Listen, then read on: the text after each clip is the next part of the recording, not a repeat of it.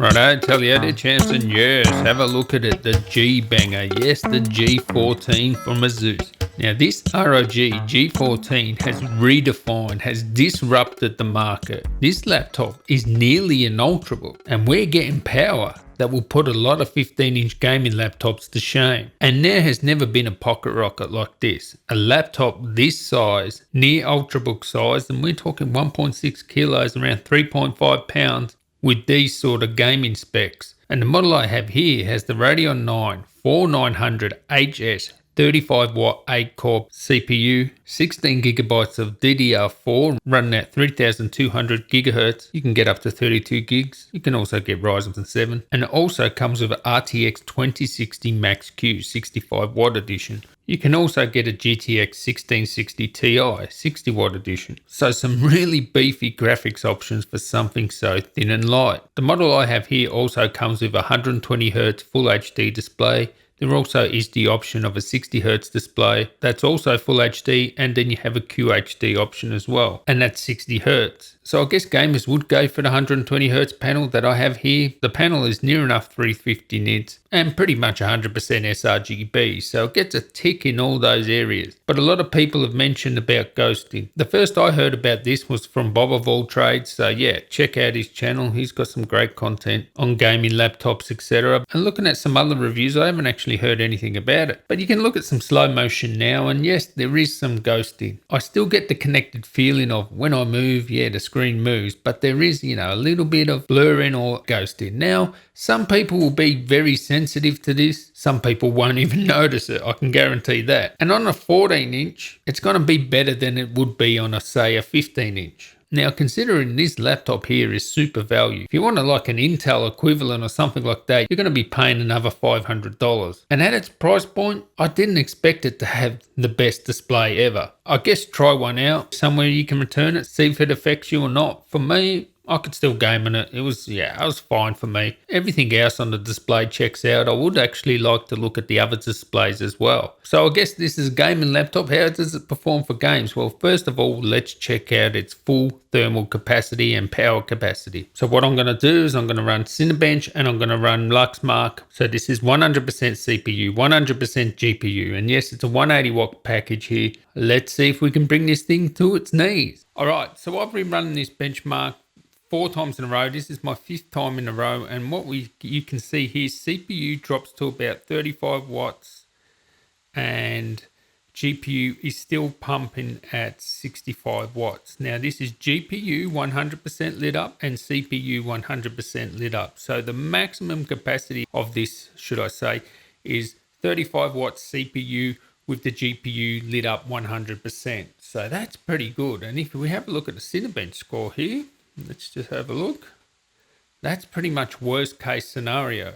And this is after, 4 or 5 runs. But still, 35 watts on that CPU, and 35 watts is a lot on this machine. It's still pumping a score pretty much higher than most i9s, unless they're in thick 17-inch gaming laptops, or even some of the 15-inch ones if you, undervolt them and overclock them. But generally, an i9 from Intel would be around, 3.2 to 3.4 in a normal machine, thin and light machine. And this can crank out a higher score in Cinebench while having a GPU lit up 100%. So yeah, wow. In such a small, light package, 3.5 pounder, nearly ultrabook size. It's, 0.5 over an ultrabook, but yeah, it's definitely a better consideration than say a 15-inch going to 4+ pounds.